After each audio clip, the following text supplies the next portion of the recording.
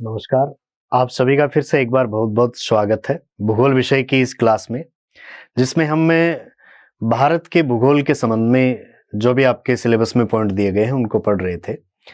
भारत के भूगोल के सिलेबस में आपको जो टॉपिक दिया गया है, वो है भारत का भौतिक स्वरूप और भारत के भौतिक स्वरूप या जो भौतिक प्रदेश हैं, उनमें अब तक हमने भारत के जिन भौतिक प्रदेशों की बात की है, उनमें सबसे पहले हमने उत्तर का जो पर्वतीय प्रदेश है उसकी बात की, उसके बाद में दूसरे नंबर पर उत्तर का विशाल मैदान देखा।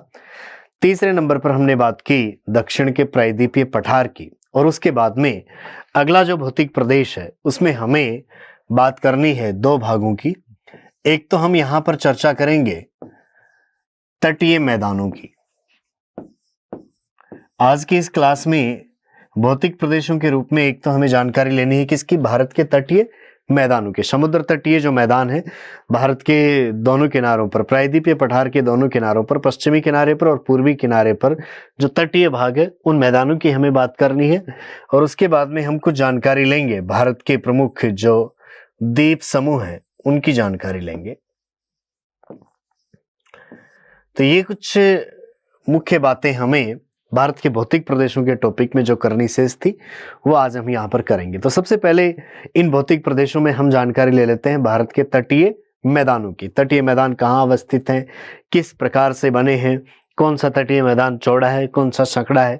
तो देखिए भारत के तटीय मैदानों का स्वरूप क्या है वो यदि हम यहाँ पर देखना चाहें तो देखिए इस मानचित्र पर आप देख पा रहे हैं कि ये जो बीच का भाग है जिसको हम कहते हैं दक्षिण का प्रायद्वीपीय पठार, इस प्रायद्वीपीय पठार के दोनों किनारों पर ये जो संकड़ी पट्टी में आपको दिखाई दे रहा है ये है तटीय मैदान। देखिए प्रायद्वीपीय पठार के इन दोनों किनारों पर ये जो आपको भाग, संकड़ा भाग दिखाई दे रहा है जिसको हम तटीय मैदान कहते हैं। इस तरफ का भाग देखें तो ये है पश्चिमी तटीय मैदान जो प्रायद्वीपीय पठार के पश्चिम में स्थित है। और दूसरी तरफ इधर हम देखें बंगाल की खाड़ी की तरफ तो ये जो हिस्सा है ये है पूर्वी तटीय मैदान के अंतर्गत आता है। तो भारत के इस प्रायद्वीपीय पठार के दोनों किनारों पर जो तटीय मैदान है उसको हम क्रमशः पश्चिमी तटीय मैदान और पूर्वी तटीय मैदान कह सकते हैं। देखिए दोनों तरफ के तटीय मैदानों को यदि देखा जाए तो ये जो पश्चिमी तटीय मैदान है ये अपेक्षाकृत संकड़ा है जिसमें हमें लगभग 10 किलोमीटर से लेकर 70-80 किलोमीटर तक इसकी चौड़ाई देखने को मिलती है। औसत अगर देखा जाए तो लगभग 60-65 किलोमीटर के आसपास इसकी औसत चौड़ाई आपको देखने को मिलेगी। यदि हम पूर्वी तटीय मैदान की बात करें तो ये कुछ ज्यादा चौड़ा है और यहाँ पर सामान्यतः 80 से लेकर आपको 100 किलोमीटर तक इसकी चौड़ाई मिलेगी। कहीं कहीं इसकी चौड़ाई बहुत ज्यादा आपको 150-200 किलोमीटर तक भी देखने को मिल जाती है। पश्चिमी तटीय मैदान कुछ संकड़ा है, पूर्वी तटीय मैदान अधिक चौड़ा है। क्यों है ऐसा, इसके बारे में यदि देखा जाए तो देखिए पश्चिमी तटीय मैदान पर बहने वाली जो नदियां हैं वो डेल्टा का निर्माण नहीं करती हैं। पूर्वी तटीय मैदान पर बहने वाली नदियां डेल्टा का निर्माण करते हुए इस मैदान का और आगे की ओर विस्तार कर रही हैं। तो ये भी एक बड़े कारण के रूप में देखा जा सकता है। यहाँ पर इन तटीय मैदानों से बहुत बार प्रश्न ये पूछा जाता है कि अलग अलग राज्यों के तट पर तटीय मैदानों को किन किन नामों से जाना जाता है। कुछ इस तरीके की बातें भी आपको परीक्षा में पूछी जा सकती हैं। तो कौन कौन से भाग में कौन से तटीय मैदान के नाम से इनको जाना जाता है ये सब स्थिति हम यहाँ पर देखेंगे। तो आप हेडिंग डाल लीजिए भारत के भौतिक प्रदेशों में अगले भौतिक प्रदेश की, जिसका नाम है क्या, तटीय मैदान। इसके बारे में हम लिखेंगे। हेडिंग डालिए तटीय मैदान।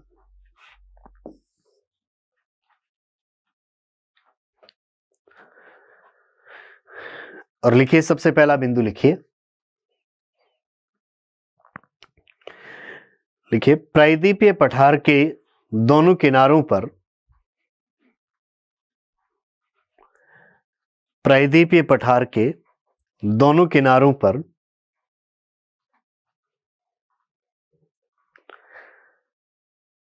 पश्चिमी व पूर्वी घाट पर्वत श्रेणियों से लेकर,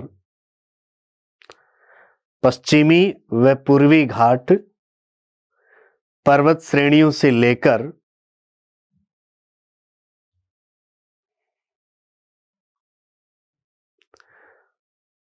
समुद्र के किनारे तक,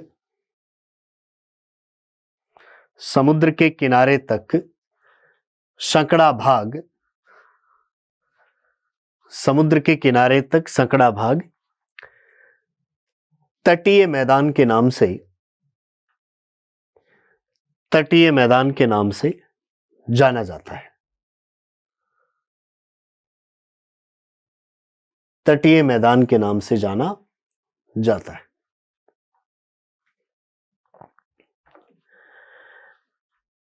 अब देखिए, तटीय मैदान को यदि देखा जाए तो इस तरफ ये जो भाग है इसे पश्चिमी तटीय मैदान हम कहेंगे, इस तरफ वाले भाग को पूर्वी तटीय मैदान कहेंगे।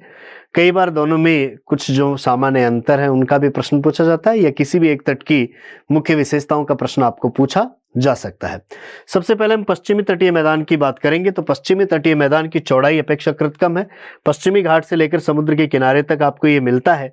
कर्नाटका के तट पर इसकी चौड़ाई काफी कम भी हो जाती है और विभिन्न राज्यों में इसको अलग अलग नामों से जाना जाता है। ये कुछ मुख्य बातें आपको इस पश्चिमी तटीय मैदान के संदर्भ में देखने को मिलेंगे। कौन कौन से मुख्य नामों से जाना जाता है, तो देखिए पश्चिमी तटीय मैदान के बारे में सबसे महत्वपूर्ण जो प्रश्न बनता है ये बनता है, यहां पर हम देखें तो ये गुजरात राज्य का जो तट है, यहां पर हम इसको कहते हैं काठियावाड़ तट।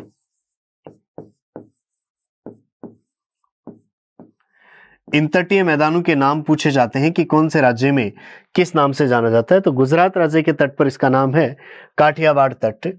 आगे देखें तो देखिए दमन से लेकर गोवा तक का जो ये भाग है, महाराष्ट्र राज्य के किनारे को बात कर सकते हैं, तो इसको हम कहते हैं कोंकण तट।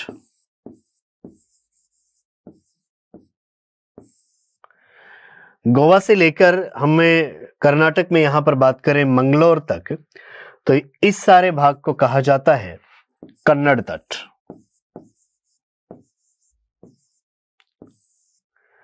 और मंगलोर से लेकर केरल का ये जो तटीय भाग है इसको कहा जाता है मालाबार तट। तो ये कुछ मुख्य नाम है जो आपको पूछे जाते हैं कि कौन से भाग को किस नाम से जाना जाता है। गुजरात राज्य का जो तटीय भाग है उसको काठियावाड़ के नाम से, महाराष्ट्र का तटीय भाग कोंकण के नाम से, कर्नाटक का तटीय भाग कन्नड़ के नाम से और केरल का तटीय भाग जाना जाता है किस नाम से, मालाबार तट के नाम से जाना जाता है। यहां पर यह देखा जाए तो देखिए दमन से लेकर यहां पर गोवा के बीच का जो भाग है उसमें अधिकतर महाराष्ट्र का ये तट आता है जिसको हम कोंकण तट कहते हैं, और नीचे गोवा से लेकर ये मंगलोर तक का जो भाग है इसे हम कन्नड़ तट के नाम से जानते हैं, और मंगलोर से नीचे का जो केरल वाला भाग है उसको मालाबार तट के नाम से जाना जाता है। तो सबसे पहले हमें पश्चिमी तटीय मैदान की बात करनी है। हेडिंग डालिए अगला आप तटीय मैदानों में, लिखिए पश्चिमी तटीय मैदान। पश्चिमी तटीय मैदान।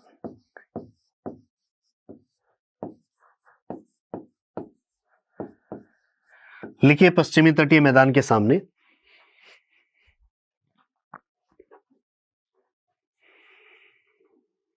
लिखिए यह है गुजरात से लेकर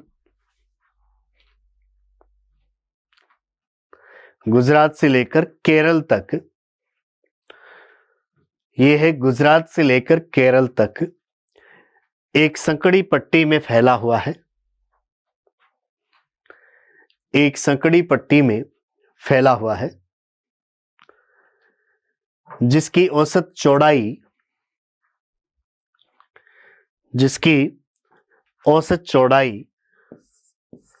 लगभग 65 किलोमीटर है। औसत चौड़ाई लगभग 65 किलोमीटर है।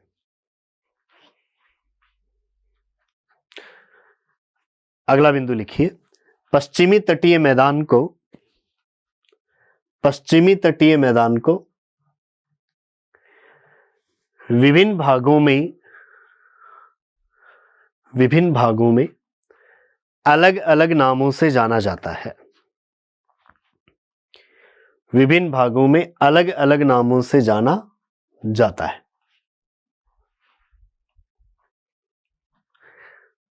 जैसे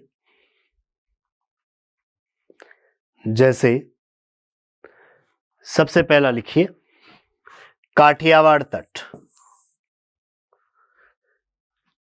काठियावाड़ तट, और इसके सामने लिख लीजिए गुजरात का तट। काठियावाड़ तट के सामने लिखिए गुजरात का तट।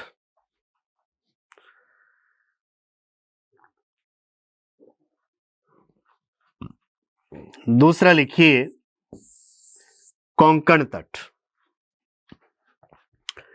कोंकण तट, और कोंकण तट के सामने लिखिए दमन से गोवा के बीच, दमन से गोवा के बीच महाराष्ट्र का तटीय मैदान।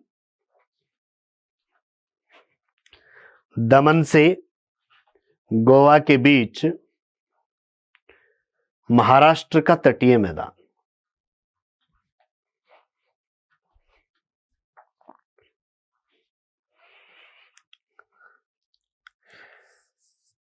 इसके बाद कोंकण तट के बाद में तीसरा देखिए कन्नड़ तट है, जो कि कर्नाटक का तट है।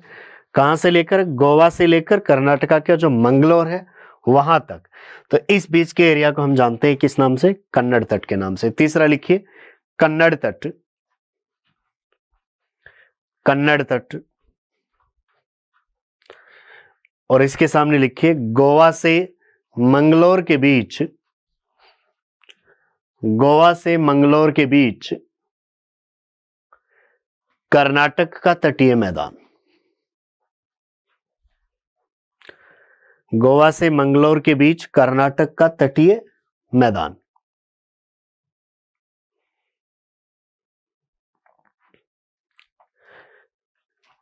कन्नड़ तट के बाद में चौथा और सबसे अंतिम नीचे वाला भाग हम देखें तो जिसको जानते हैं किस नाम से, मालाबार तट के नाम से।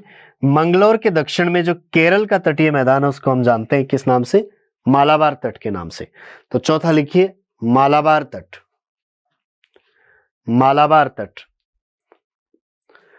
और मालाबार तट के सामने लिखिए मंगलोर के दक्षिण में, मंगलोर के दक्षिण में केरल का तटीय मैदान। केरल का तटीय मैदान।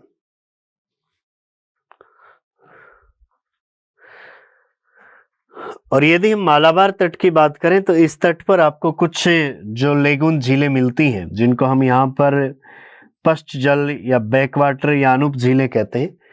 केरल की यहाँ की स्थानीय भाषा में इनको कयाल कहा जाता है। तो बहुत बार एक प्रश्न यहां से पूछा जाता है, किस बारे में प्रश्न पूछा जाता है, कयाल। केरल के जो तटीय मैदान जिसकी हम बात करें, कौन सा, मालाबार तट है, वहां पर जो भी लेगून टाइप की झीलें, हम कह दें पश्च जल या कह दें बैकवाटर्स जो हैं, उनको स्थानीय भाषा में क्या कहा जाता है, कयाल कहा जाता है। और केरल के इस तटीय भागों में, इन मालाबार तटीय भागों में दो मुख्य कयाल आपको देखने को मिलते हैं, जिनमें महत्वपूर्ण नाम आता है कौन सा, अष्टमुडी, और दूसरा नाम आता है वेम्बनाद।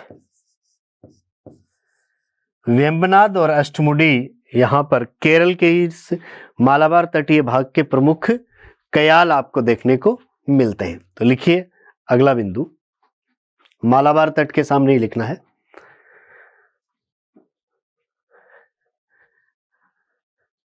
मालाबार तट पर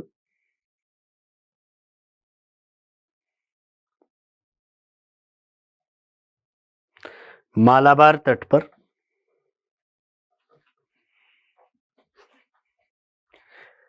पश्च जल, पश्च जल या लिख लें क्या, बैकवाटर्स,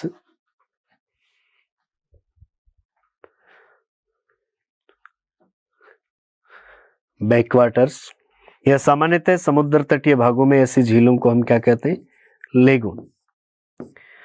लिखिए मालाबार तट पर पश्च जल या बैकवाटर्स ऑब्लिक लेगून को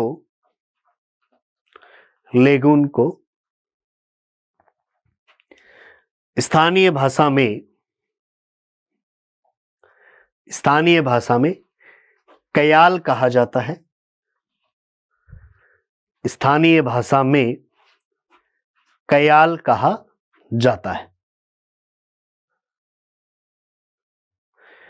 और प्रमुख कयाल के एग्जाम्पल हम देखें तो केरल में कौन से हैं? अष्टमुडी और वेम्बनाद। तो आगे लिखिए, अष्टमुडी तथा वेम्बनाद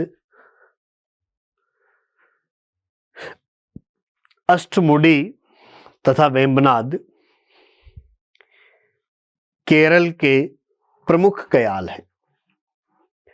अष्टमुडी तथा वेम्बनाद केरल के प्रमुख कयाल हैं।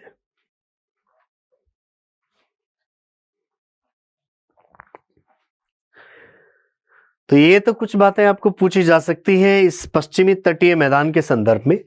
पश्चिमी तटीय मैदान पर आपको अलग अलग भागों में अलग अलग नाम मिलते हैं। उत्तर से दक्षिण की ओर चलेंगे तो क्रमशः काठियावाड़ तट, कोंकण तट, कन्नड़ तट और उसके बाद में कौन सा? मालाबार तट, ये नाम देखने को मिलते हैं।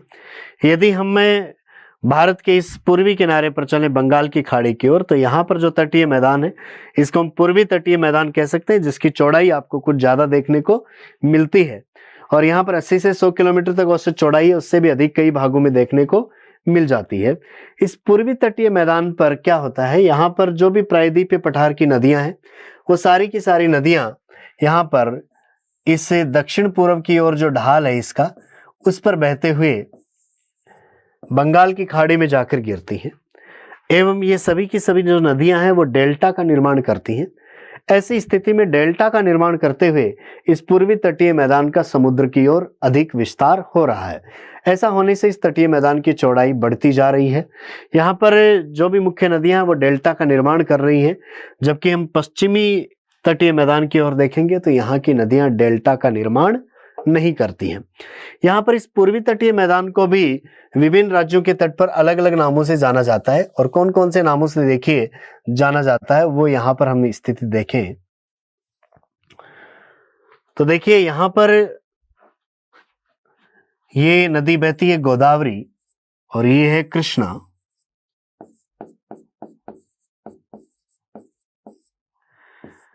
गोदावरी और कृष्णा नदियों का जो डेल्टा है, इस डेल्टा के दक्षिण का ये जो भाग है सारा, इसको तो हम तमिलनाडु के जो तटीय भाग है इसको तो हम कहते हैं कोरोमंडल तट।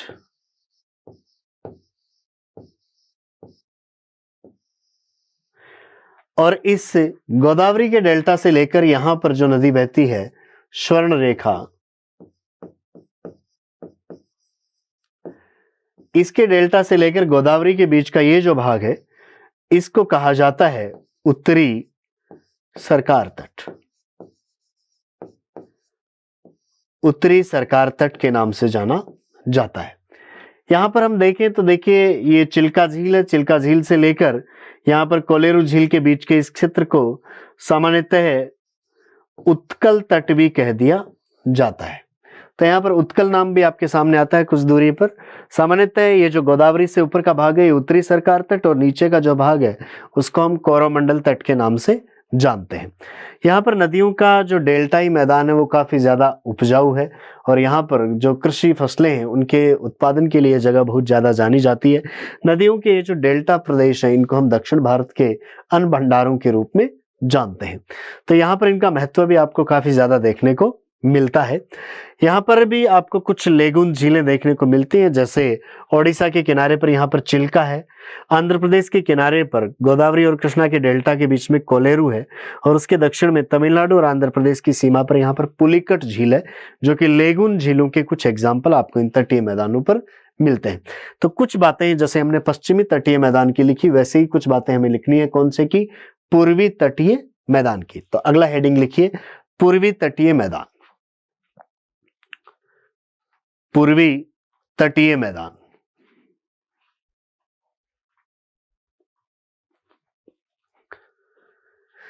लिखिए इसके सामने, ये है पश्चिम बंगाल से लेकर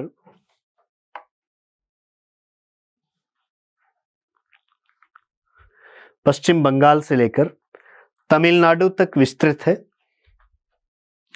पश्चिम बंगाल से लेकर तमिलनाडु तक विस्तृत है।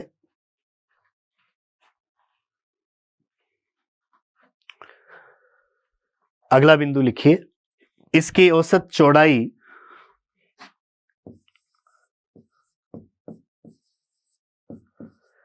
इसकी औसत चौड़ाई 80 से 100 किलोमीटर है।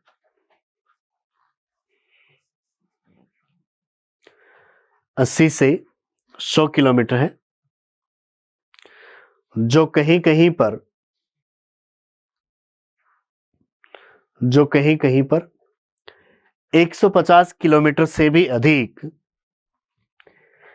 150 किलोमीटर से भी अधिक हो जाती है। 150 किलोमीटर से भी अधिक हो जाती है। यहां पर ये जो चौड़ाई है ये पश्चिमी तटीय मैदान की तुलना में ज्यादा देखने को मिली है। इसका एक मुख्य कारण यहां की नदियां हैं, वो डेल्टा का निर्माण करती हैं, ये भी है। तो लिखिए आगे, पूर्वी तटीय मैदान की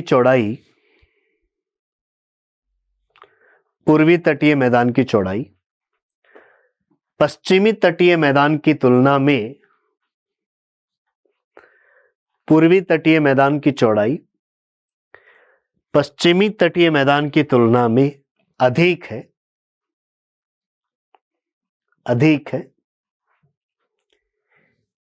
क्योंकि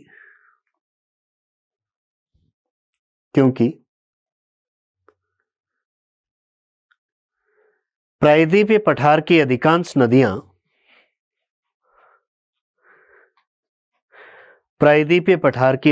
नदियां पूर्वी तटीय मैदान के ऊपर से होते हुए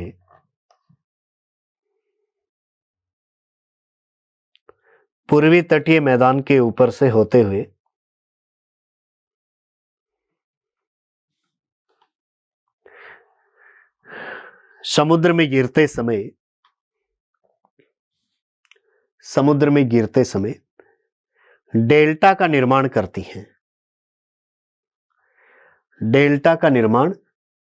करती हैं, जिसके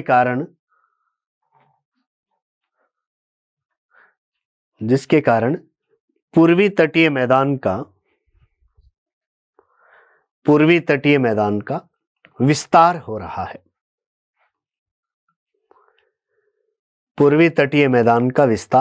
हो रहा है।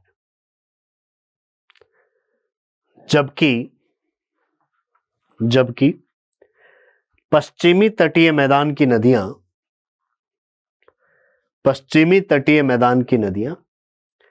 डेल्टा का निर्माण नहीं करती हैं। पश्चिमी तटीय मैदान की नदियां डेल्टा का निर्माण नहीं करती हैं।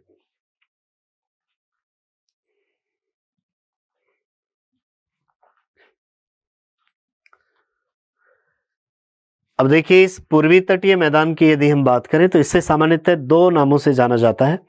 दक्षिण में हम इसको कोरोमंडल तट कहते हैं और उत्तर में इसको उत्तरी सरकार तट के नाम से जाना जाता है। गोदावरी कृष्णा के डेल्टा से दक्षिण में तमिलनाडु का तटीय भाग कोरोमंडल तट के नाम से जाना जाता है, जबकि गोदावरी कृष्णा के डेल्टा से लेकर उत्तर में स्वर्णरेखा नदी के डेल्टा के बीच का भाग उत्तरी सरकार तट के नाम से जाना जाता है, जिसको कुछ दूरी में हम उत्कल तट के नाम से भी जानते हैं। तो लिखिए अगला बिंदु, पूर्वी तटीय मैदान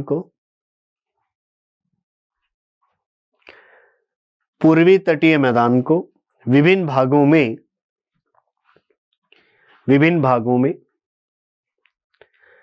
निम्न नामों से जाना जाता है।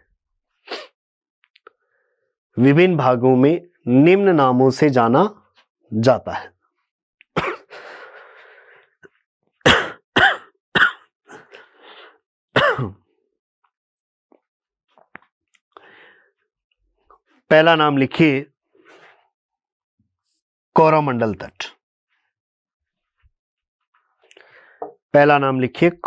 तट। और इसके सामने लिखिए गोदावरी व कृष्णा नदियों के डेल्टा के दक्षिण में, गोदावरी व कृष्णा नदियों के डेल्टा के दक्षिण में स्थित तमिलनाडु का तटीय मैदान। गोदावरी व कृष्णा नदियों के डेल्टा के दक्षिण में स्थित तमिलनाडु का तटीय मैदान।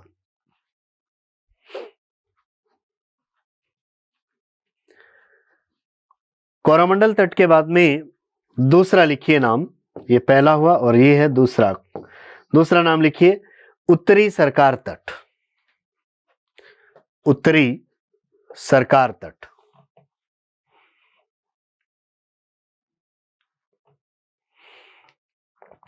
उत्तरी सरकार तट की स्थिति देखेंगे तो देखिए स्वर्णरेखा नदी के डेल्टा से लेकर गोदावरी के डेल्टा के बीच का ओडिशा और आंध्र प्रदेश का जो भाग है उसको हम उत्तरी सरकार तट के नाम से जानते हैं।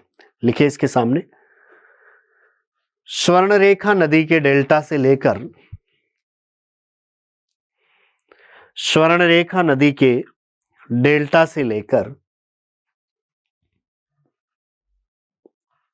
गोदावरी के डेल्टा के बीच, गोदावरी के डेल्टा के बीच स्थित तटीय मैदान।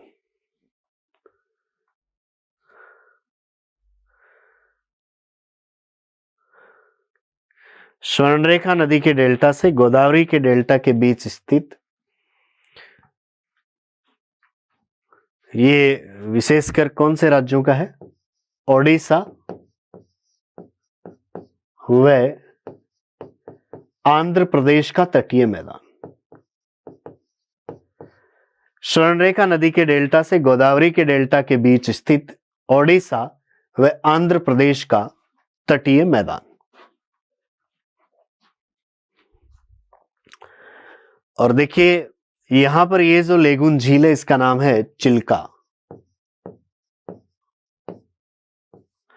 और यहां पर गोदावरी और कृष्णा नदियों का ये जो डेल्टा है, इस डेल्टा के बीच स्थित यहां जो झील है इसका नाम है कोलेरू। तो देखिए चिल्का से कोलेरू के बीच के कुछ भाग को हम उत्कल तट के नाम से भी जानते हैं, तो इसी में लिख लीजिए उत्तरी सरकार तट के सामने लिखिए चिल्का झील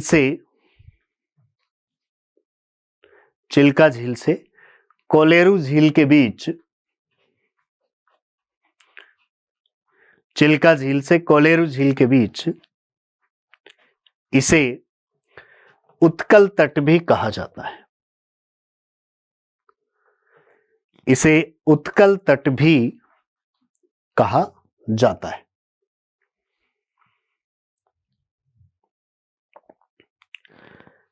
अब देखिए पूर्वी तटीय मैदान से आपको एक प्रश्न इन लेगुन झीलों का पूछा जा सकता है। तो देखिए लेगुन झीलों में ओडिशा के किनारे पर जो मुख्य लेगुन है उसका नाम है चिल्का, जो कि सबसे बड़ी लेगुन झील है। यहां पर आंध्र प्रदेश के किनारे पर गोदावरी और कृष्णा नदियों के डेल्टा के बीच में स्थित जो लेगुन झील है उसका नाम है क्या? कोलेरू। और तीसरी यदि हम बात करें तो यहां पर आंध्र प्रदेश और तमिलनाडु की जहां सीमा मिलती है वहां पर ये जो एक लेगुन झील है इसका नाम है पुलिकट। तो देखिए इस पूर्वी तटीय मैदान पर तीन प्रमुख लेगुन झीलें आपको मिलेंगी, एक चिल्का, दूसरी कोलेरू और तीसरी कौन सी है? पुलिकट। ये बड़ी लेगुन झीलों में इनका नाम आता है। लिखिए पूर्वी तटीय मैदान पर स्थित,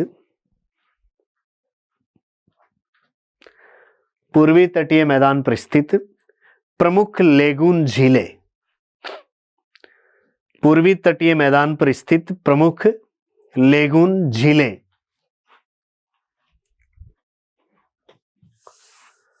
प्रमुख लेगुन झीलें।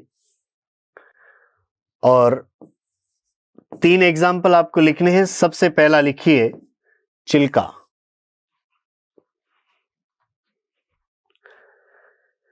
चिल्का के सामने लिखिए ओडिशा के किनारे पर स्थित, ओडिशा के किनारे पर स्थित भारत की सबसे बड़ी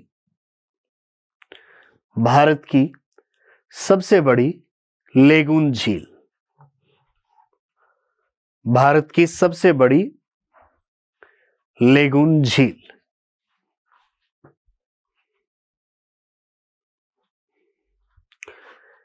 चिल्का के बाद में दूसरा नाम लिखिए कोलेरू।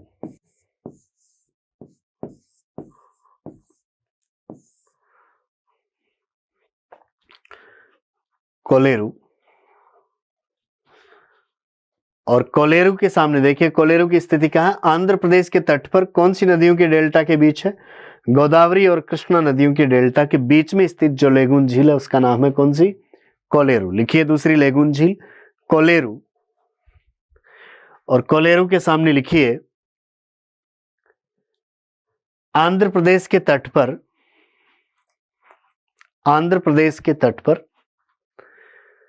गोदावरी व कृष्णा नदियों के डेल्टा के, गोदावरी व कृष्णा नदियों के डेल्टा के बीच स्थित लेगून झील। आंध्र प्रदेश के तट पर गोदावरी व कृष्णा नदियों के डेल्टा के बीच स्थित लेगून झील।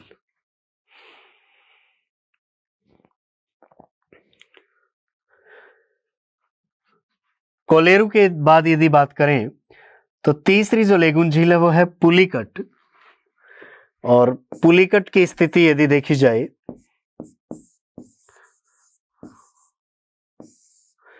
तो देखिए ये आंध्र प्रदेश और तमिलनाडु की जहां सीमाएं मिलती है वहां पर स्थित लेगून झील है। लिखिए तीसरी पुलिकट झील,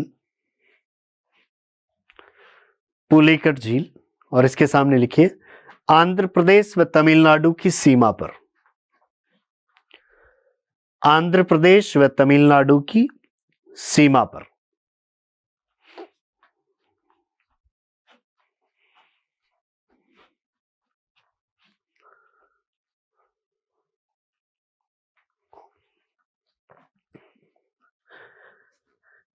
अब देखिए ये जो तटीय मैदान है इसके समीप कुछ तटीय द्वीप भी स्थित हैं, और इन तटीय द्वीपों की स्थिति देखा जाए तो ये अधिकतर नदियों के जो डेल्टाई भाग हैं उनमें डेल्टाई भागों के आपको पास में देखने को मिलते हैं।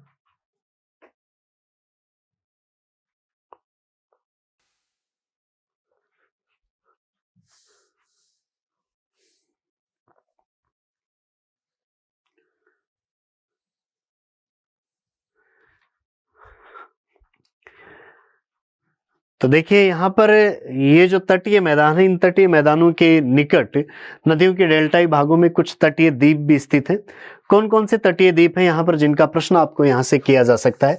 तो उनमें 2-3 मुख्य नाम हैं, और उनकी स्थिति यदि हम देखें तो यहां पर आपको गंगा ब्रह्मपुत्र के डेल्टा के सामने यहां एक द्वीप मिलता है न्यू मूर द्वीप। न्यू मूर द्वीप को लेकर भारत और बांग्लादेश के बीच में काफी समय तक विवाद की स्थिति रही है, जो कि लगातार बनी हुई है। यहां पर दूसरा जो द्वीप है वो आपको गंगा ब्रह्मपुत्र डेल्टा के सामने ही मिलता है, उसका नाम है कौन सा? सागर द्वीप। तो न्यूमूर और सागर द्वीप आपको यहां पर गंगा ब्रह्मपुत्र के डेल्टा में मिलते हैं। उसके आगे चलेंगे तो यहां पर ओडिशा के किनारे यहां आपको मिलता है व्हीलर द्वीप, जिसे एपीजे अब्दुल कलाम द्वीप के नाम से जाना जाता है। आगे चलेंगे तो यहां पर आंध्र प्रदेश के तटीय भाग में यहां पर आपको एक मुख्य द्वीप मिलता है, वो है श्री हरिकोटा द्वीप, जहां से उपग्रहों का प्रक्षेपण किया जाता है। तो ये 2-3 मुख्य ऐसे द्वीप हैं जो कि इस पूर्वी तटीय मैदान के ऊपर स्थित है, नदियों के डेल्टाई भाग में स्थित है। इनके बारे में कई बार प्रश्न कर लिया जाता है। तो लिखिए आगे, पूर्वी तटीय मैदान के समीप स्थित, पूर्वी तटीय मैदान के समीप स्थित प्रमुख तटीय द्वीप, पूर्वी तटीय मैदान के समीप स्थित प्रमुख तटीय द्वीप।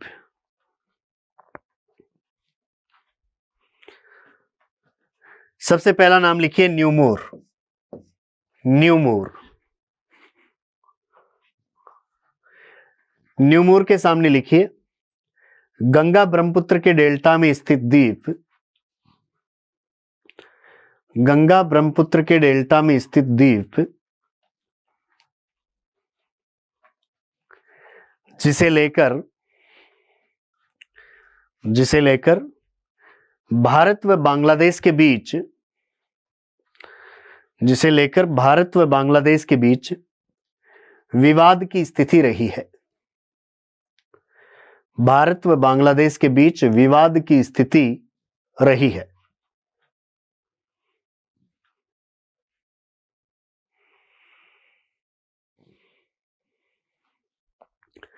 न्यूमोर के बाद में दूसरा है सागर द्वीप, जो कि गंगा नदी के डेल्टा में यहां पर स्थित है, पश्चिम बंगाल के तट पर। लिखिए नेक्स्ट सागर द्वीप। सागर द्वीप, और सागर द्वीप के सामने लिखिए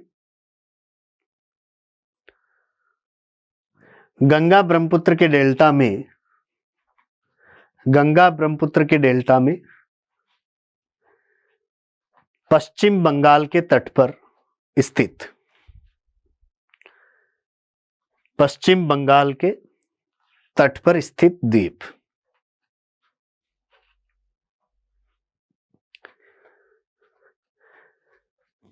सागर द्वीप से आगे चलेंगे तो यहां पर ओडिशा के किनारे व्हीलर द्वीप है, जिसको एपीजे अब्दुल कलाम द्वीप के नाम से भी जाना जाता है। तो इसे एपीजे अब्दुल कलाम द्वीप कहते हैं। इस द्वीप से मिसाइलों का परीक्षण किया जाता है। तो यहां पर भारत का जो मिसाइल प्रक्षेपण केंद्र है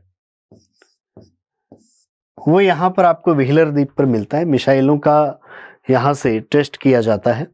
उससे आगे चलेंगे तो आंध्र प्रदेश के तट पर श्री हरिकोटा द्वीप है, वहां से उपग्रहों का प्रक्षेपण किया जाता है, उपग्रह छोड़े जाते हैं। तो लिखिए अगला द्वीप व्हीलर द्वीप। व्हीलर द्वीप ब्रैकेट में लिख लीजिए एपीजे अब्दुल कलाम द्वीप। व्हीलर द्वीप और ब्रैकेट में लिख लीजिए एपीजे अब्दुल कलाम द्वीप। और इसके सामने लिखिए ओडिशा के तट पर स्थित है, ओडिशा के तट पर स्थित है, जहां से मिसाइलों का परीक्षण किया जाता है, जहां से मिसाइलों का परीक्षण किया जाता है।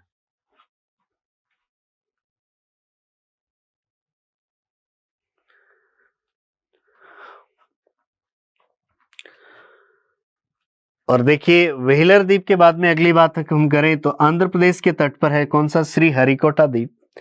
श्री हरिकोटा द्वीप पर यहां पर डॉक्टर सतीश धवन अंतरिक्ष अनुसंधान केंद्र है, जहां से उपग्रह छोड़े जाते हैं, उपग्रहों का प्रक्षेपण किया जाता है। लिखिए अगला द्वीप श्री हरिकोटा द्वीप। श्री हरिकोटा द्वीप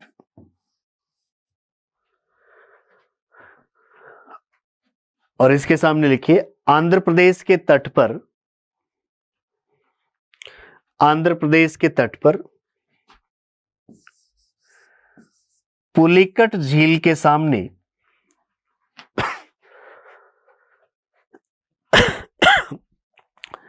पुलिकट झील के सामने स्थित द्वीप, सामने स्थित द्वीप जहां पर डॉक्टर सतीश धवन, जहां पर डॉक्टर सतीश धवन अंतरिक्ष अनुसंधान केंद्र है,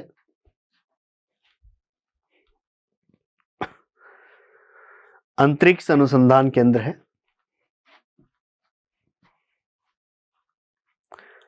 आगे लिखिए यहां से उपग्रहों का प्रक्षेपण किया जाता है, यहां से उपग्रहों का प्रक्षेपण किया जाता है।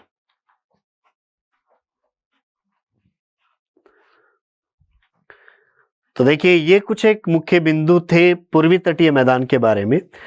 भारत के भौतिक प्रदेशों में यहां पर हमने तटीय मैदानों की बात की, जिसमें सबसे पहले हमने इधर पश्चिमी तटीय मैदान को देखा। उसके बाद में कुछ बातें हमने की पूर्वी तटीय मैदान के बारे में।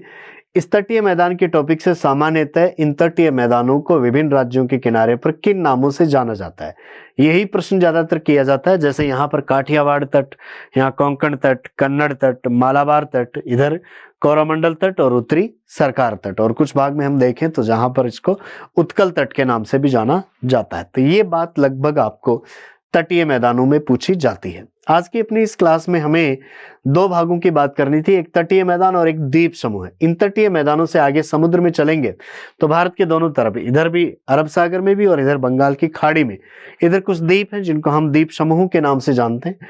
वहां से भी आपको कुछ प्रश्न किए जा सकते हैं। और देखिए यहाँ से किस तरीके के और कौन से प्रश्न होते हैं। तो देखिए द्वीप समूह की यदि बात की जाए तो इस तरफ ये जो अरब सागर है, इस अरब सागर में यहां जो द्वीप है उनको हम कहते हैं लक्षद्वीप। और इस तरफ ये जो बंगाल की खाड़ी है, इस बंगाल की खाड़ी में यहां जो द्वीप है इनको हम कहते हैं अंडमान निकोबार द्वीप। दोनों तरफ ये जो द्वीप बने हुए हैं उनकी निर्माण की प्रक्रिया में अंतर है, दोनों अलग अलग तरीके के द्वीप हैं। बंगाल की खाड़ी के द्वीपों के, अंडमान निकोबार द्वीपों की हम बात करें तो देखिए यहां पर म्यांमार देश है, ये म्यांमार, और म्यांमार में यहां एक पर्वत श्रेणी है जिसका नाम है अराकानियोमा। ये अराकानियोमा पर्वत श्रेणी आगे समुद्र तक फैली हुई है और इसका अधिकांश भाग आगे समुद्र में, इस हिंद महासागर में डूबा हुआ है। कहीं कहीं पर यह है समुद्र के पानी से बाहर निकली हुई है, जिन्हें हम अंडमान निकोबार द्वीप समूह के नाम से जानते हैं।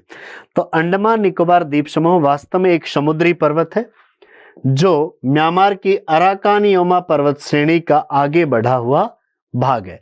तो वास्तव में एक पर्वत है जो समुद्र में डूबा हुआ है और कुछ भाग इसके ऊपर निकले हुए हैं। जबकि इधर लक्षद्वीप समूह की यदि बात की जाए तो लक्षद्वीप समूह में यहां जो द्वीप हैं वो एक प्रकार के प्रवाल द्वीप है। प्रवाल द्वीप हम कह दें या हम कह दें मूंगा की चट्टानों से बने हुए, मूंगा कह दें या कोरल पॉलिप।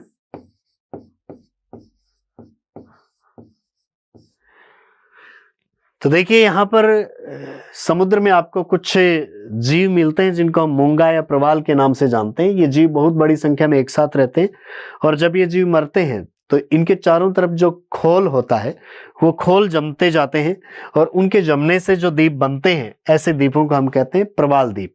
तो प्रवाल द्वीपों का एग्जाम्पल है कौन सा? लक्षद्वीप समूह। अरब सागर के द्वीप समुद्री जीव प्रवाल के खोल से बने हैं, जबकि बंगाल की खाड़ी के द्वीप जो अंडमान निकोबार द्वीप हैं उनका निर्माण एक पर्वत श्रेणी के रूप में है, जो कि कौन सी है? म्यांमार की अराकानियोमा पर्वत श्रेणी है। ये तो दोनों में मुख्य अंतर है। फिर दोनों तरफ कौन कौन से मुख्य द्वीप हैं और उनमें से हमें क्या क्या बातें पूछी जा सकती हैं वो हमें यहां पर देखनी है। तो अगला आप हेडिंग डालिए द्वीप समूह है, द्वीप समूह है।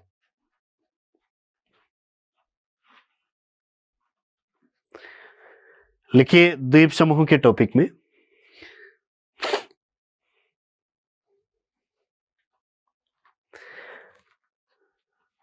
देखिए भारत के पूर्वी भाग में,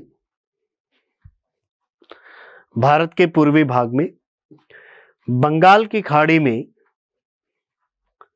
बंगाल की खाड़ी में अंडमान निकोबार द्वीप समूह है। अंडमान निकोबार द्वीप समूह है जो म्यांमार की अराकानियोमा पर्वत श्रेणी का, जो म्यांमार की अराकानियोमा पर्वत श्रेणी का ही समुद्री विस्तार है। म्यांमार की अराकानियोमा पर्वत श्रेणी का ही समुद्री विस्तार है, या समुद्र की ओर उसका जो विस्तार है वो है। जो म्यांमार की अराकानियोमा पर्वत श्रेणी का ही समुद्री विस्तार है, अर्थात अंडमान निकोबार द्वीप समूह एक पर्वत के ऊपर उठे हुए भाग हैं, जबकि दूसरी तरफ अरब सागर में जो लक्षद्वीप समूह है वो एक समुद्री जीव प्रवाल या मूंगा या कोरल पोलिप के जो चारों तरफ का खोल होता है या उसका जो कवच होता है उसके एकत्रित होने से बने हुए हैं। लिखिए दूसरा बिंदु, भारत के पश्चिम में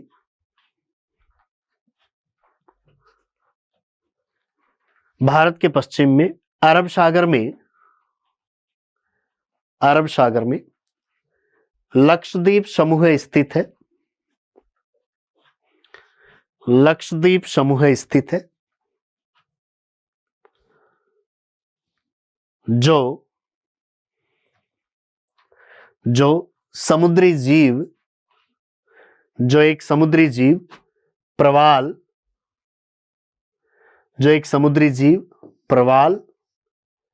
या मूंगा, या कोरल पोलिप के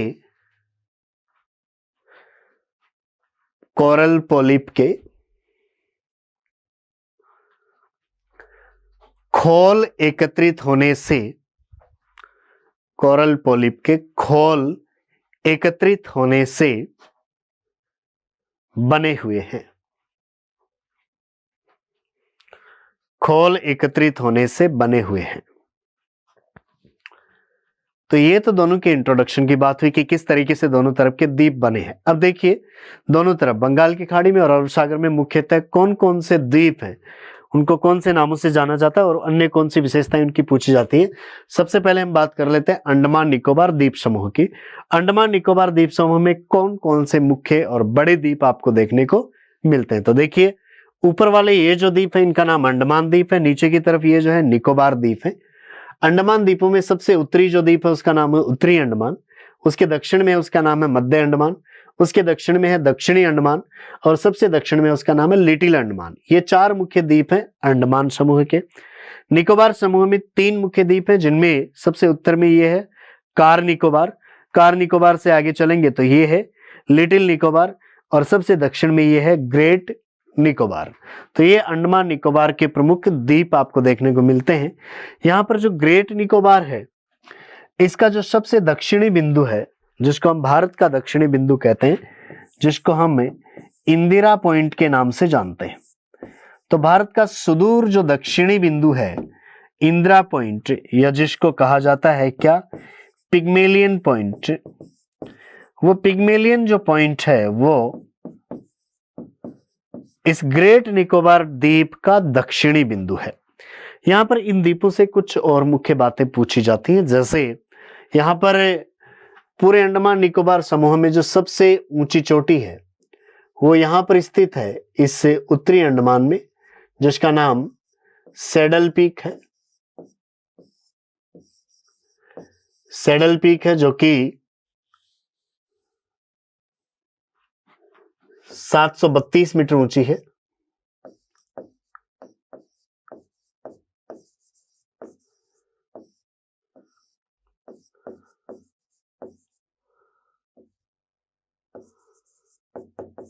ये यहां की इस पूरे अंडमान निकोबार की सबसे ऊंची चोटी है। इधर देखा जाए तो निकोबार समूह की जो ऊंची चोटी है वो है माउंट थुलियर, जो कि 642 मीटर ऊंची है। अंडमान निकोबार समूह में सबसे ऊंची सैडल पीक और दूसरे नंबर की है थुलियर जो कि 642 मीटर ऊंची है। यहां पर देखा जाए तो सबसे बड़ा जो द्वीप है वो मध्य अंडमान है। ये द्वीप सबसे बड़ा है मध्य अंडमान।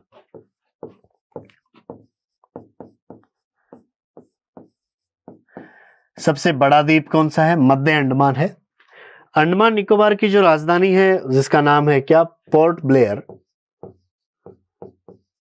पोर्ट ब्लेयर, ये इन सब द्वीपों में से कौन से द्वीप पर स्थित है? तो देखिए दक्षिणी अंडमान द्वीप पर स्थित है पोर्ट ब्लेयर। यहां पर कुछ ज्वालामुखी निर्मित द्वीप भी हैं, जिनमें ये जो द्वीप है इसका नाम है बेरन द्वीप। ये एक प्रकार का सक्रिय ज्वालामुखी है। और देखिए दूसरा जो यहाँ पर एक ज्वालामुखी द्वीप है उसका नाम है नारकोंडम, जो कि एक प्रकार का प्रक्षुब्ध ज्वालामुखी द्वीप है। तो कुछ बातें इन द्वीपों के नाम के संदर्भ में पूछी जाती हैं। और इसके अलावा देखा जाए तो इन द्वीपों के आर पार जाने के कुछ समुद्री मार्ग भी आपको देखने को मिलते हैं, उनका प्रश्न भी आपको कई बार कर लिया जाता है। तो अंडमान निकोबार में कौन कौन से मुख्य द्वीप हैं उनकी हम बात करते हैं। लिखिए अंडमान निकोबार समूह के प्रमुख द्वीप। अंडमान निकोबार समूह के प्रमुख द्वीप,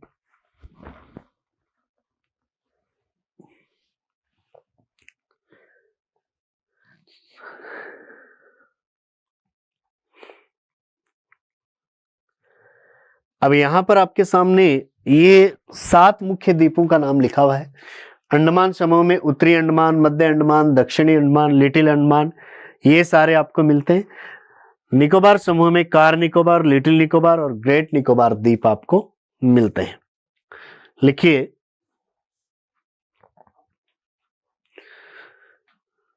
सबसे पहले द्वीप के बारे में हम लिखते हैं। लिखिए नाम उत्तरी अंडमान द्वीप।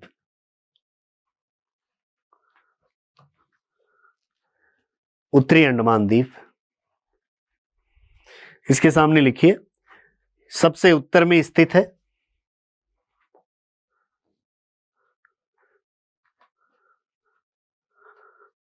जिस पर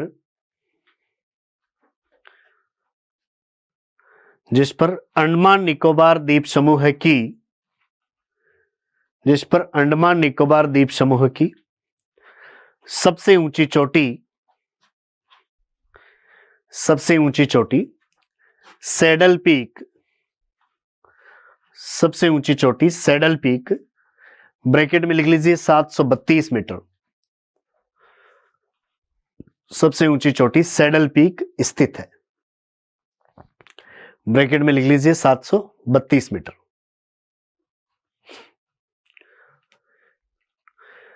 नेक्स्ट अगले द्वीप का नाम लिखिए मध्य अंडमान। मध्य अंडमान, और मध्य अंडमान के सामने लिखिए सबसे बड़ा द्वीप। इस अंडमान निकोबार समूह में देखा जाए तो सबसे बड़ा द्वीप कौन सा है? मध्य अंडमान। नेक्स्ट अगला नाम लिखिए दक्षिणी अंडमान।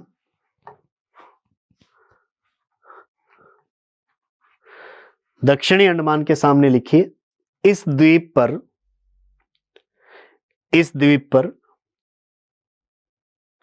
अंडमान निकोबार की राजधानी पोर्ट ब्लेयर स्थित है।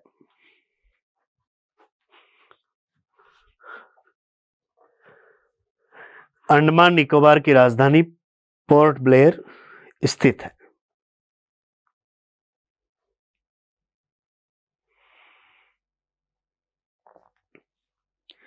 दक्षिणी अंडमान के दक्षिण में और अंडमान समूह का जो सबसे दक्षिणी द्वीप है उसका नाम है क्या है? लिटिल अंडमान। तो लिखिए अगला द्वीप लिटिल अंडमान। लिटिल अंडमान या हम कह दें छोटा अंडमान।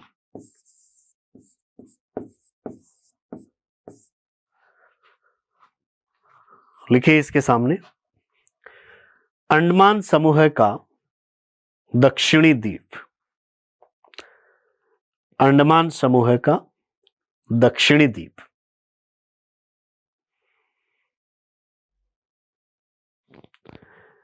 अब इसके नीचे निकोबार द्वीप समूह स्थित शुरू हो जाता है।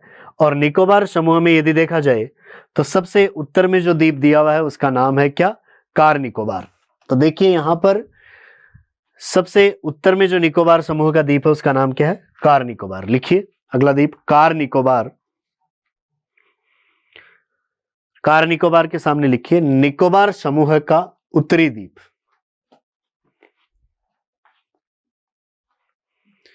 निकोबार समूह का उत्तरी द्वीप। कार निकोबार के बाद में नेक्स्ट लिखिए लिटिल निकोबार। लिटिल निकोबार,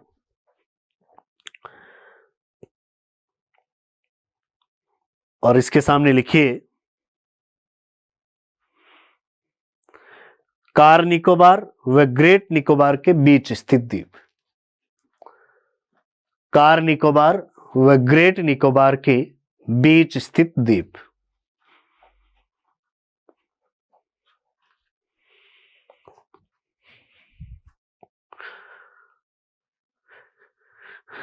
और नेक्स्ट लिखिए ग्रेट निकोबार।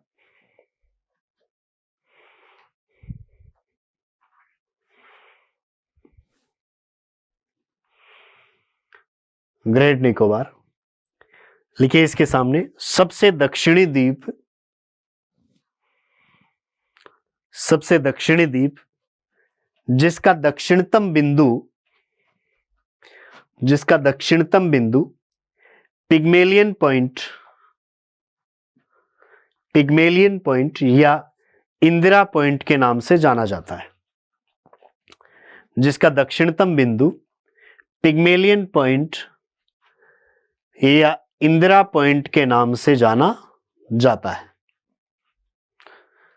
पिग्मेलियन पॉइंट या इंदिरा पॉइंट के नाम से जाना जाता है।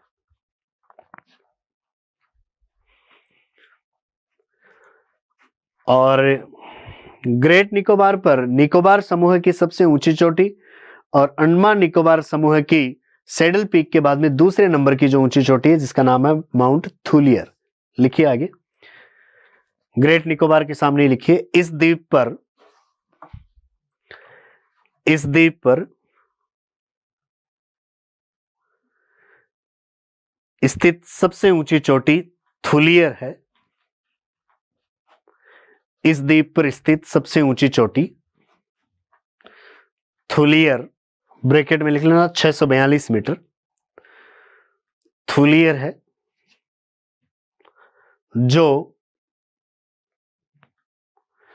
जो संपूर्ण अंडमान निकोबार में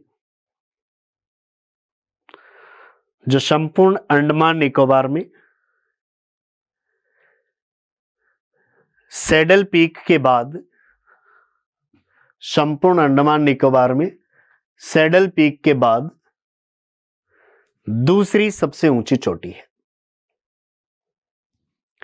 सैडल पीक के बाद दूसरी सबसे ऊंची चोटी है।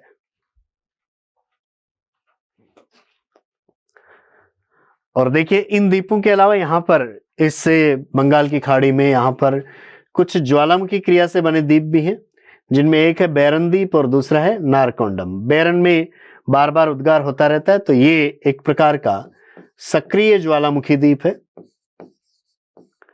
जबकि नारकोंडम में उद्गार नहीं हो रहा है। ये प्रसुप्त या सुषुप्त है, जिसमें भविष्य में कभी उद्गार हो सकता है।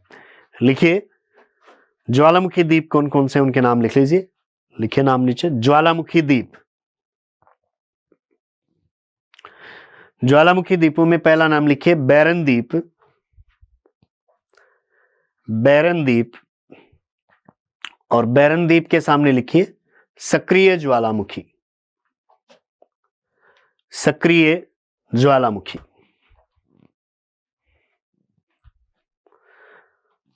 दूसरा नाम लिखिए नारकोंडम। नारकोंडम, और इसके सामने लिखिए प्रसुप्त ज्वालामुखी। नारकोंडम के सामने लिखिए प्रसुप्त ज्वालामुखी। अब देखिए अंडमान निकोबार समूह के इन द्वीपों के नाम के अलावा यहां पर कुछ जलमार्गों का क्वेश्चन भी आपको पूछा जाता है। इस तरफ हम देखें अंडमान निकोबार द्वीप समूह के, तो इधर का ये जो भाग है इसको हम कहते हैं क्या, बंगाल की खाड़ी। इन द्वीपों के पश्चिम में जो भाग है यह बंगाल की खाड़ी है, और इस तरफ हम चलेंगे तो इधर जो जलीय भाग है उसको हम अंडमान सागर के नाम से जानते हैं। तो आप बंगाल की खाड़ी से अंडमान सागर की ओर जाएं तो इन द्वीपों के बीच से होकर हमें गुजरना होता है, और गुजरने के कुछ जो प्रमुख मार्ग हैं उनमें एक मार्ग तो आपको यहां पर ये मिलता है, इससे होकर हम जा सकते हैं। इस मार्ग का नाम है 10 डिग्री चैनल। 10 डिग्री चैनल जो बंगाल की खाड़ी को अंडमान सागर से जोड़ता है, उसकी स्थिति क्या है? उत्तर में है लिटिल अंडमान और दक्षिण में है कार निकोबार। तो लिटिल अंडमान और कार निकोबार, इन दोनों द्वीपों के बीच में स्थित है कौन सा? 10 डिग्री चैनल। या हम ऐसा भी कह सकते हैं कि अंडमान द्वीपों और निकोबार द्वीपों के बीच में स्थित है कौन सा चैनल? 10 degree channel. इसके अलावा एक चैनल आपको यहां पर भी मिलता है, इसका नाम है डंकन पास, जो कि यहां पर उत्तर में ये दक्षिणी अंडमान है और दक्षिण में लिटिल अंडमान है। दक्षिणी अंडमान और लिटिल अंडमान के बीच से होकर जो मार्ग गुजरता है उसका नाम है क्या? Duncan pass. उसके उत्तर में हम यहां पर चले तो देखिए एक मार्ग आपको यहां पर भी मिलता है, ये उत्तरी अंडमान द्वीप है और यहां पर म्यांमार का द्वीप है कोको। तो म्यांमार के कोको द्वीप और उत्तरी अंडमान के बीच से ये जो मार्ग आ रहा है इसका नाम है कोको चैनल। तो 2-3 मुख्य जलमार्ग आपको यहां पर मिलेंगे जिनके बारे में प्रश्न किया जाता है। कौन कौन से वो जलमार्ग हैं वो यहां पर हमें देखने हैं। तो कोको चैनल है, डंकन पास है और 10 डिग्री चैनल है। लिखिए अगला बिंदु, अंडमान निकोबार द्वीपों के बीच, अंडमान निकोबार द्वीपों के बीच कुछ जलमार्ग स्थित हैं, कुछ जलमार्ग स्थित हैं जो बंगाल की खाड़ी को अंडमान सागर से जोड़ते हैं, जो बंगाल की खाड़ी को अंडमान सागर से जोड़ते हैं। कौन कौन से जलमार्ग हैं? सबसे पहला लिखिए 10 डिग्री चैनल, 10 डिग्री चैनल, और इसके सामने लिख दीजिए लिटिल अंडमान व कार निकोबार के बीच, लिटिल अंडमान व कार निकोबार के बीच, लिटिल अंडमान व कार निकोबार के बीच। नेक्स्ट दूसरा जलमार्ग लिखिए डंकन पास,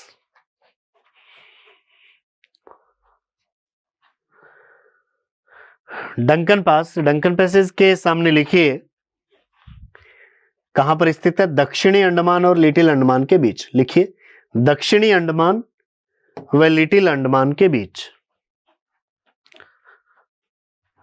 दक्षिणी अंडमान व लिटिल अंडमान के बीच।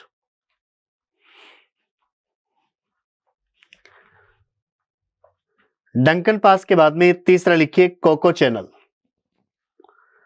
कोको चैनल,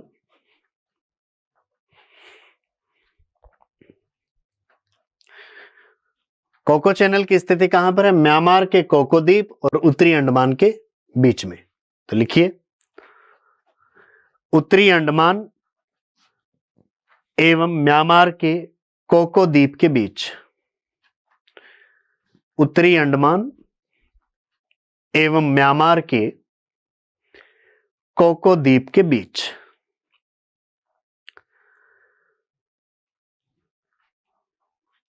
तो ये कुछ जानकारियां हैं अंडमान निकोबार द्वीप समूह के बारे में। यहां पर अधिकतर बार जो प्रश्न होता है वो किसका होता है? 10 डिग्री चैनल का होता है कि ये कहां पर स्थित है। तो ये लिटिल अंडमान और कार निकोबार के बीच में है या अंडमान द्वीपों और निकोबार द्वीपों के बीच में है। लगभग यही प्रश्न किया जाता है। डंकन का पूछा जाए तो दक्षिणी अंडमान और लिटिल अंडमान के बीच में है। कोको चैनल का पूछा जाए तो उत्तरी अंडमान और म्यांमार के कोको द्वीप के बीच में है। यहाँ पर पिग्मेलियन पॉइंट या इंदिरा पॉइंट का क्वेश्चन पूछा जाता है, जो कि कौन से द्वीप पर है? ग्रेट निकोबार का दक्षिणी बिंदु है। सबसे ऊंची चोटी सैडल पीक का प्रश्न पूछा जाता है, जो कि कौन से द्वीप पर है? उत्तरी अंडमान द्वीप पर है। ज्वालामुखी द्वीपों के रूप में बैरन द्वीप और नारकोंडम के प्रश्न होते हैं, जो कि क्रमशः सक्रिय एवं प्रक्षुब्ध ज्वालामुखी है। तो ये कुछ बातें आपको इन अंडमान निकोबार द्वीपों से पूछी जाती हैं। तो भारत के पूर्व में बंगाल की खाड़ी में अंडमान निकोबार द्वीप हैं। वैसे ही अगर हम पश्चिम में देखें तो अरब सागर में जो द्वीप है उनका नाम है लक्षद्वीप समूह। लक्षद्वीप समूह है, जो कि एक प्रकार के प्रवाल जीवों के खोल इकट्ठा होने से बने हुए हैं। इनमें देखा जाए तो देखिए यहां पर सबसे उत्तर में यहां पर जो समूह है उनमें ये द्वीप है अमीनी द्वीप। उसके दक्षिण में चलें तो यहां पर ये है लकादीव समूह है, और सबसे दक्षिण में एक यहां पर ये द्वीप है, कौन सा, मिनिकॉय। तो बड़े 3 वर्गों में आप इनको देख सकते हैं, अमीनी द्वीप, लकादीव और कौन से, मिनिकॉय। यहां पर कुछ मुख्य द्वीप देखा जाए तो देखिए बिट्रा, चेटलेट, कार्डमेट, किल्टन, अमीनी, अगाती, कावारती, एंड्रोंट, कल्पेनी, सोहेली, और सबसे दक्षिण में है कौन सा, मिनिकॉय। ये कुछ मुख्य द्वीप हैं, सबके बारे में आपको प्रश्न नहीं होता है। सबसे बड़ा द्वीप देखा जाए तो वो कौन सा है, एंड्रोंट। एंड्रोंट का प्रश्न पूछा जाता है।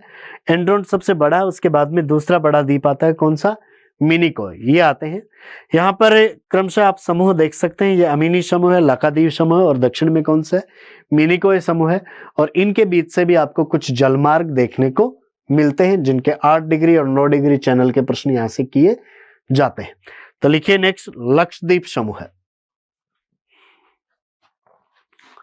लक्षद्वीप समूह है।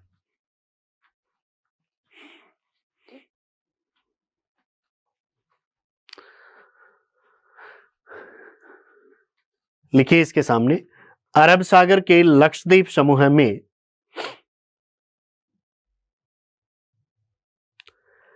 अरब सागर के लक्षद्वीप समूह में कौन कौन से मुख्य द्वीप है, नाम लिखते जाइए। लक्षद्वीप समूह में बिट्रा,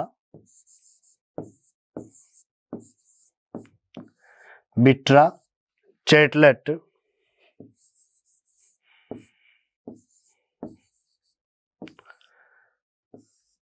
कार्डमट, बिट्रा, चेटलेट, कार्डमट, किल्टन,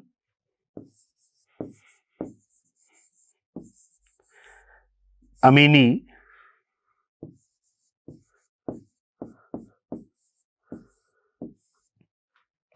अगाती, अमीनी, अगाती, कावारती,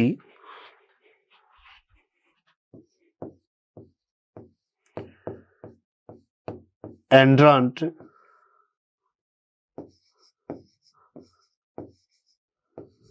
सोहेली,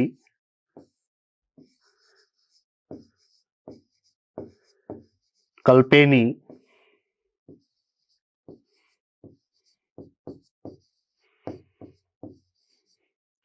मिनिकॉय। अरब सागर के लक्षद्वीप समूह में बिट्रा, चेटलेट, कार्डमट, किल्टन, अमीनी, अगाती, कावारती, एंड्रोंट, सोहेली, कल्पेनी, मिनिकॉय आदि मुख्य द्वीप हैं। आदि मुख्य द्वीप हैं, जिनमें से एंड्रोंट, लिखिए आगे, जिनमें से एंड्रोंट सबसे बड़ा द्वीप है। एंड्रोंट सबसे बड़ा द्वीप है, तथा मिनिकॉय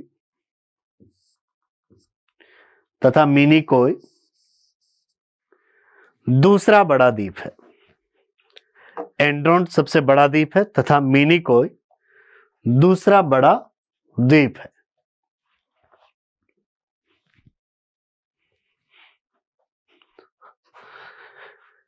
ठीक वैसे ही यहां पर भी आपको कुछ जलमार्ग देखने को मिलते हैं। तो देखिए यहां पर मिनिकॉय के दक्षिण में यहां जो देश है उसका नाम है मालदीव। मालदीव और मिनिकॉय के बीच में ये जो जलमार्ग है इसका नाम है 8 डिग्री चैनल।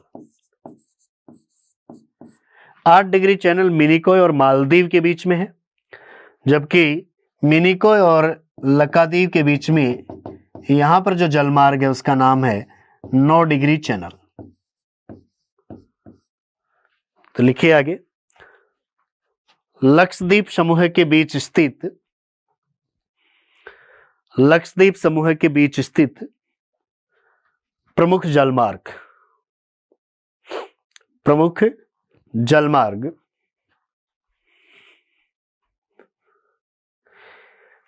पहला नाम लिखिए 8 डिग्री चैनल, 8 डिग्री चैनल, और इसके सामने लिखिए मिनिकॉय व मालदीव के बीच, मिनिकॉय व मालदीव के बीच,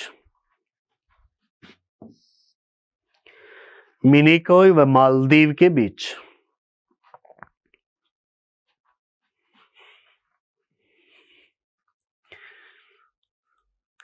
दूसरा लिखिए 9 degree channel. Next 9 degree channel लिखिए। 9 डिग्री चैनल के सामने लिखिए लकादीव एवं मिनिकॉय के बीच, लकादीव एवं मिनिकॉय के बीच।